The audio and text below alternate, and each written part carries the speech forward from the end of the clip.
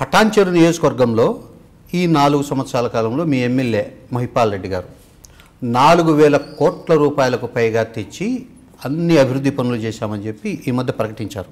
అంటే మీరు అసలు అభివృద్ధి జరగలేదన్నట్టు ప్రతిదీ నెగిటివ్గా ఎందుకు మాట్లాడతారు? 4,000 కోట్లతో అభివృద్ధి పనులు చేశారట కదా. 4,000 కోట్లతోటి ఎమ్మెల్యే గారు అభివృద్ధి చేస్తే ఈరోజు ఇంటింటికి గడప గడపకి వెళ్ళి ఓటేయండమ్మా, నన్ను గెలిపించండమ్మా అని అడగాల్సినటువంటి పరిస్థితే రాకూడదు. ఎందుకంటే అన్ని విధాలుగా అభివృద్ధి చేస్తే ప్రజలు అభివృద్ధి చెందింది అనుకుంటే ఎన్నుకుంటారు కదా, గెలిపించుకుంటారు కదా. మరి ఈరోజు అన్ని కోట్ల అభివృద్ధి జరిగితే మా పటాన్చెరు కాన్స్టిట్యున్సీ కడిగిన అద్దంలాగా ఉండాలి. మరి ఈరోజు ఒక్కసారి మా కాన్స్టిట్యున్సీకి వచ్చి చూడండి. ఇంట్లో నుంచి కాలు బయట పెట్టాలంటే డ్రైనేజీస్ వాటర్, కార్లో ఎక్కి రోడ్ ఎక్కాలంటే గుంతలమయమైనటువంటి రోడ్లు.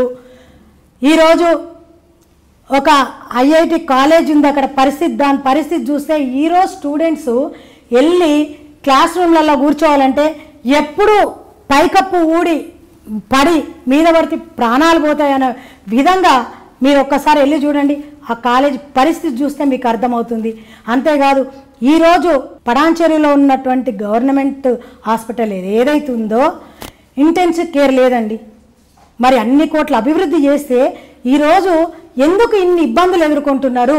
అక్కడ సరి అయినటువంటి హాస్పిటల్లో సరి అయినటువంటి సిబ్బంది కూడా లేదు, సరి అయినటువంటి పరికరాలు కూడా లేక ప్రాణాలను అరిచేతిలో పెట్టుకొని ఎందుకు ప్రజలు మరి పట్నం దారి పట్టాల్సి వస్తుంది?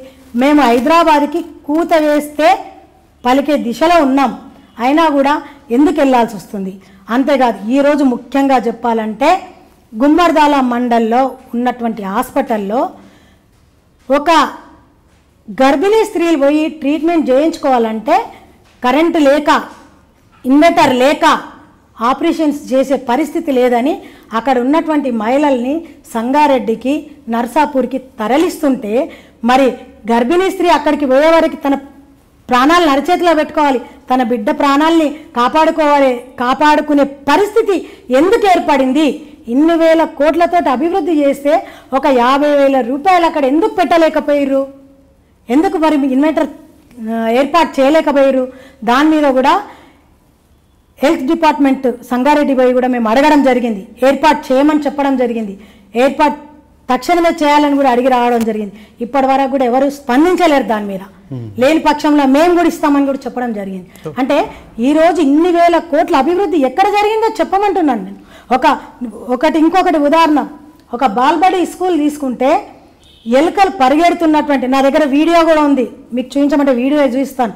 ఎలుకలు పరిగెడుతూ కూలిపోయినటువంటి ఒక చిన్న రూమ్లో పిల్లల్ని కూర్చోబెట్టి చదివిస్తుంటే అనేక రోగాలు వచ్చి ఆరోగ్య పరిస్థితులు పాడైతుంటే అక్కడ వెళ్ళి నేను ఫైట్ చేస్తే, అంటే కట్టిన బిల్డింగ్ కూడా తాళం వేసుకొని పెట్టి ఎందుకమ్మా మరి అది ఎందుకు ఇవ్వలేదు, మీకు ఆ భవనం ఉంది కదా, కట్టిరు కదా, ఎందుకు ఇవ్వలేదు అని అంటే ఎమ్మెల్యే గారికి ఓపెనింగ్ చేసే టైం లేక ఇవ్వలేదని చెప్పడం జరిగింది. అంటే ఆ విధంగా ఈరోజు అక్కడ అభివృద్ధి ఏ విధంగా ఉందంటే నేను చెప్తున్నాను.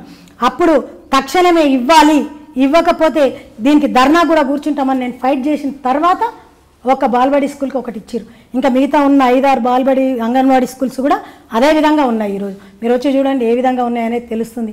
అభివృద్ధి జరిగితే ఈరోజు ప్రజలు తప్పకుండా అభివృద్ధి జరిగింది అనుకుంటే నేను చెప్పాల్సిన అవసరం లేదు, ప్రజలే నమ్ముతారు, ప్రజలే నిలబడతారు. ఎమ్మెల్యే గారేమో ఈరోజు కాన్స్టిట్యున్సీ పరిస్థితి చూస్తే ఈ విధంగా ఉంది.